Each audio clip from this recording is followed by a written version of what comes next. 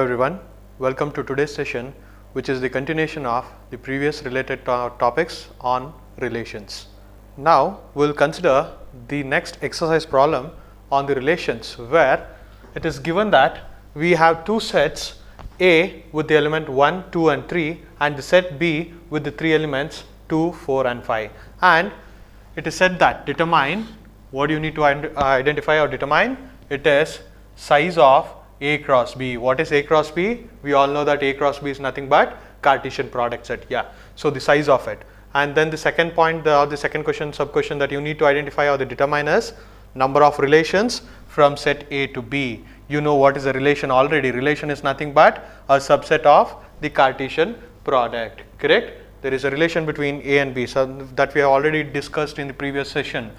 The third one that you need to determine is number of relations on set A. Then number of relations from A to B that contains exactly 5 ordered pairs. Then the fourth one is number of relations on set A that contains at least 9 ordered pairs. Okay. So this is what is asked. So how do we do that? How do we identify? First, let us consider the very first one. Let us try to identify the solution for the very first question, that is size of A cross B. So how do we do this? What is given basically? Basically here the given, what is given basically? The size of set A we know. What is the size of set A? It is 3. What is the size of set B? It is again 3 in this case. Okay. Size of set A is 3, size of set B is also 3. Now, how do we identify the size of the Cartesian product? It is with the help of M into N. We have already discussed this. So, it is 3 cross 3 would give you 9. So, the size of A cross B, that is the product set or the Cartesian product set, is 9. Then, the second one, the solution for the second. What is the second question? Number of relations from A to B. So how do we identify this? We have discussed about this in the last class. So it is the number of relations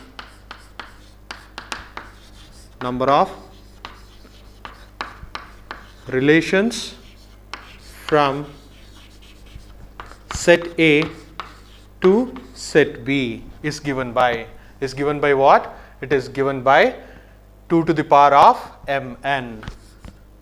What is M? You know already. M is the size of set A and N is the size of set B. So 2 to the power of Mn. So how do you substitute it? 2 to the power of 9. 2 to the power of 3 into 3, that gives you 2 to the power of 9, which is in turn equals to 512. How do we identify the solution for the third one?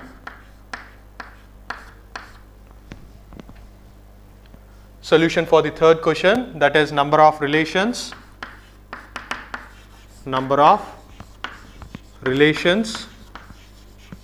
on set A. How do we do this? Can we define the relation on a single set? Yes, we can define a relation on the single set, and it is precisely called it as binary relations. So that is A cross A, or the subset of A cross K. A cross A is nothing but a relation. So how do we do this? In the previous case, where you identified the number of relation from A to B was 2 to the power of M into N. Here you have the relation on A. That means to say that A cross A. So the relation on A cross A. So how do we identify that? 2 to the power of M into M. That is again in turn equals to 2 to the power of 3 into 3, that is 9. So what do we get? Again it is 512. Okay. So this is these are the number of relations that you can find on the set A. What does your fourth question says?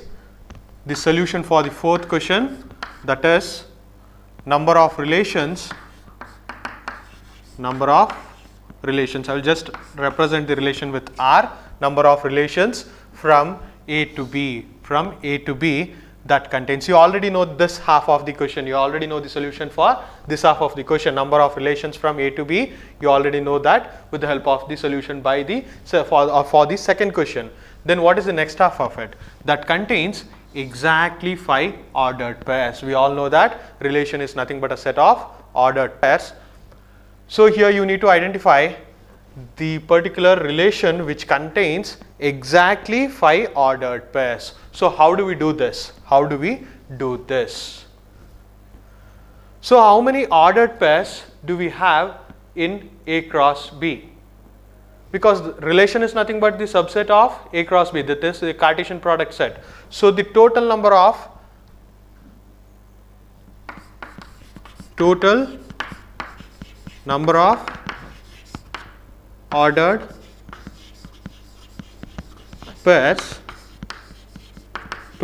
ordered pairs, from A to B will be equal to 9. That is with the help of the very first question. You know the size of A cross B. You know the size of A cross B, where that is 9. Okay. So my total number of ordered pairs would be 9, and from the 9, if you select few number of ordered pairs and group it as a set and put it as a set, then that particular set would become a relation. Similarly, now selecting exactly 5 ordered pairs out of 9, that is nothing but precisely selecting 5 ordered pairs from the total number of 9 ordered pairs is nothing, that would give you the particular solution for the fourth. That is, how do you do that? It is with the help of 9C5. So how much is this? 9C5, it is nothing but 1, 2, 6. So you would get these many number of relations which contains exactly 5 ordered pairs from set A to B. And your fifth question states that number of relations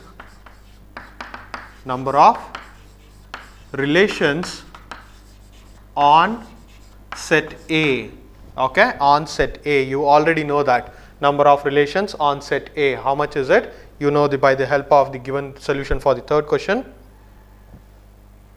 Now the continuation part is, the other half is at least, please remember this word here. In the previous case it was exactly 5 pairs, so we did not worry about the other halves or the other cases, but here it is exactly 7 ordered pairs. So what could be the other thing? It can be 7 ordered pairs in a set, it can be 8 ordered pairs in a set, it can be 9 orders. So how many total number of ordered pairs in a relation or the Cartesian product A cross A would be?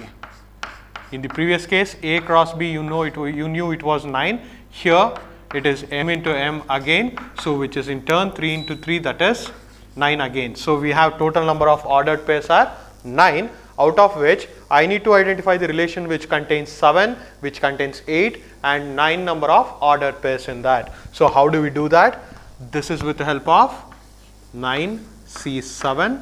This is the relation, total number of relations that contains 7 ordered pairs, and also I need the relation which contains 8 ordered pairs, along with that 9C9. So we use this kind of sum rule here. So that would give you, on simplification, this would give you 46 number of relations that contain at least 7 ordered pairs in them. Now, with the brief idea about the relations, you know what is a Cartesian product is, what is a relation is. Now, with the brief idea about the relation, we can extend our discussion to something known as functions. So, what is a function now? You should be clear with the definitions of Cartesian product, relation. Now, we will be diverting, or we will be extending our discussion to something known as functions. Let A and B be two non-empty sets, okay, be two sets, then you know how to write a Cartesian product for them, and also you know to derive the relation for them, correct? Then the function f, we represent the function with the small letters. In the previous case, the relations were defined or represented with the help of capital letters, something like R. But here we use small letters. Then the function f from A to B, from set A to B is nothing but a relation. Function is also a relation from A to B. Then the function f from A to B is a relation from A to B such that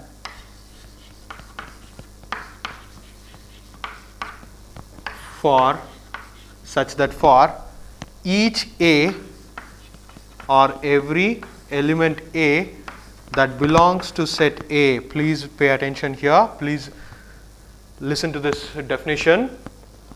A function f from A to B is nothing but a relation from set A to B. Okay? Function is nothing but a relation such that added clause on the relation is function. That added clause is nothing but such that for each or for every element A that belongs to set A, there exists a unique B that belongs to set B, right? So please pay attention here. You know what is set A and what is set B. We know what is a Cartesian product is. We know what is a relation is. The added clause on the relation becomes a function. That is, a function f from A to B is a relation again from the same two sets A to B such that for each A of set A, there exists a unique B in set B. So how do we write this? We write A comma B belongs to F. A comma B belongs to F. Then we write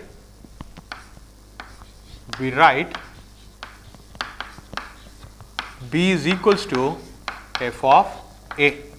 Okay, B is equals to F of A.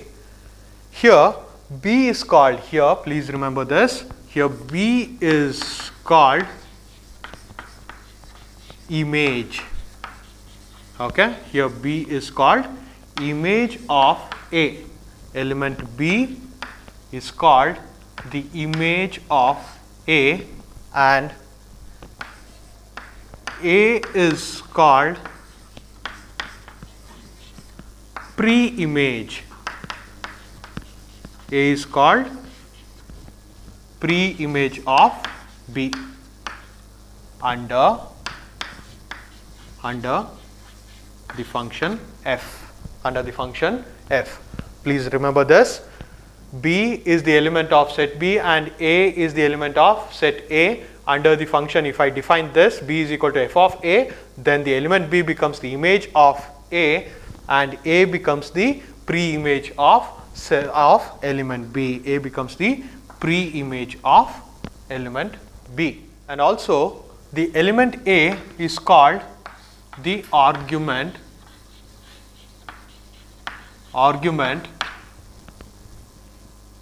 and B is equals to f of A. That is, B is equals to f of A is called the value. The entire thing is called as the value of the function f or value of f of A under the function f. If you remember the way we represented a relation, similarly a function f from A to B can be represented or denoted something like f from A to B. Okay, f from A to B. Similarly, we can write the arrow diagram also, where we simply call it as mapping. If this is the set A and this is the set B, and I have an element A here of the set A and element B of the set B, then this is the function f that is mapping the element A of set A to the element B of set B. This is how we represent a function. So by the definition of functions, what we can understand is every element of set A has a unique element in set B. Remember this, every element in set A has a unique element in set B. So every function Every function is a relation. Remember this. First and foremost thing, for something to be a function, it has to be a relation. But every function is a relation, but every relation need not be a function. Please remember this. Every function is a relation, because added condition on the relation gives you the function, but every relation need not be a function. This is one of the condition here. Every function is a relation.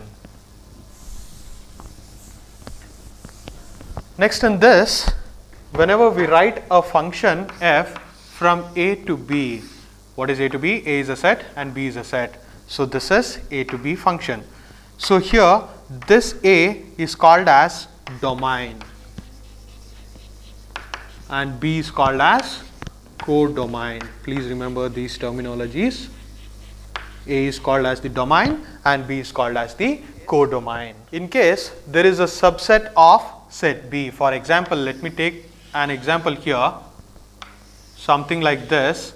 This is representing set A and this is representing set B, and out of this there is another set here. We call it as a subset. For example, I have 1, 2 and 3, something as 4 outside that. So what is the subset here? If I call this as B and if I call this as B1 or B dash, then the subset B dash consisting of elements 1, 2 and 3. Now if these or if this subset of B contains the pre-images in A, for example, I have A here, I have B, I have C. Now if these are mapped together, what is the image of A here? It is 1. What is the pre-image of 1? It is A. Please remember this.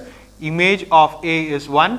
Pre-image of 1 is A. Similarly, image of B is 2. Pre-image of 2 is B. Similarly, if I have the image of C as 3 and pre-image of 3 as C, then this part or this subset is called as range of the function. Range of the function f. If this is a function f here, range of function f, and we denote it with the help of f of a. This is the range of the given function. So with the brief idea about the definition of functions, we have certain number of observations that we have done and that would be useful here. So we have total number of 9 observations. So we shall see one after the other. The very first one is every A. Please remember that this is the element. This is the element of set A. Every A in the set A belongs to some pair A comma B belongs to F, and if A belongs to B1 under the function F, and again it has another ordered pair A comma B2 belongs to the same function or under the same function f, then B1 and B2 should be the same elements. Mean to say that by the definition, if you can identify that every element of A, you can find it here, every element of set A should have a unique, element in set B. For example, I will just write it here. If I have a set A or the element A of the set A here, and I have 2 elements here of set B1 and B2, and this is set B. Now if this particular A is mapped to B1 and mapped to B2 also under the same function f, then this B1 and B2 should be the same element. It should be either 1, 1, 2, 2 or whatever it is. B1 and B2 are internally the same element. It cannot be a different element. Next, the second observation is that an element B belongs to set B need not have a pre-image, in set A under F. The definition of the function says that each and every element of set A should have a unique element in B, but it need not, or it doesn't say that all the elements of set B should have a pre-images. No, that is not the condition. every element of A should have the images in the set B, but every element in the B need not have a pre-images. For example, A here has the images B1 and B2. If I have B3, if I have the third element in the set B, that is B3, it doesn't have any pre-images in the set A, but still this is a function, this is acceptable. The next observation is, if an element B belongs to set B, has a pre-image, that is A of set A under F, the pre-images or the pre-image need not be the unique one. What do we understand by this? In the definition of the function, it said that all the elements of set A should have a unique image in set B, but we are talking about the pre-images here. When it comes to the set B, like we have already discussed, all the elements or every element of B need not have a pre-image in set A. That is by the definition. Similarly, if I take two sets here, let me consider the two sets A and B. For example, I will take 1, 2 and 3, 4, 5 and 6 as the different elements of set A and set B. Now, some element of B has a pre-image in A under the function F, that is fine. The pre-image need not be unique. For example, I will consider this. Okay, I will consider this. Let me call this as function F. Okay, 1 is mapped to 4 under the function F. Similarly, I will take another one. So this is under function F. 2 is mapped to 4 under function F. 3 is also mapped to 5 under function F. So now, is this a function? Yes, it is a function, because every element of set A has a unique element in set B. 1 has a unique mapping to 4, 2 has a unique mapping to 4, 3 has a unique mapping to 5. We don't worry about 6, because by the observation number 2 we have said that it is need not to have, all the elements need not to have a pre-images in set A. So that is fine. But here, according to the observation number 3, it says that the pre-images or the pre-image need not be unique. So for here, 4 is the image for 1, 4 is the image for 2. But what is the pre-image for 4? What are the pre-images? It can be 1. The pre-image for the 4, it can be 2 also. So it need not be unique. According to the definition of function, the pre-images need not be unique. This is your observation number 3. What is the observation number 4? This is just as a statement. A comma B belongs to F. You can write it in the AFB. You can also write it as B is equal to F of A. These are equivalent in meaning. You don't have to worry about. This is just a synonym. So we can write it in this in this form. This also into B is equal to F of A. The next observation is, if G, we are representing another function by name G with the help of small letter. G is a function from A to B. That is, we can write it, G is a function from A to B. Then the function F, we also know that function F is also a function, is equal to function G. We can write this only if and only if F of A is equals to G of A for every A that belongs to set A. For example, I have two sets here. I have certain number of elements here, and this is the set A and this is the set B. Now, if these are mapped to certain number of elements here, something like this, under the function F, and if I call the function G, then if the mappings of these elements remain the same thing, then we call these two functions, that is F is equals to G. And the next observation is, the range of function F from A to B is given by F of A, that is equal to F of X, where X belongs to A. That is just like something like this. I have set A, I have set B. We have already defined what is a range.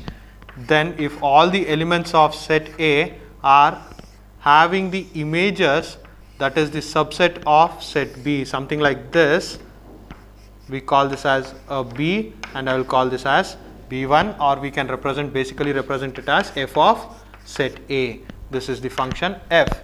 Then this is the range of the function f. The next observation is that for f, that is a function from a to b, if a1 is a subset of a1 is a subset of set a, and f of a1 is defined by, we have the definition for the a1, f of a1 is f of x, where every x belongs to the subset a1, not to the set a, but rather to the subset a1. Then f of a1 will be the subset of f of a. For example, I will just write it with the arrow diagram here for the better understanding. I have the two arrow diagrams, I will just represent it. So here this is the set A and this is the subset A1 under the function f. If I can get the images here, this is f of a1.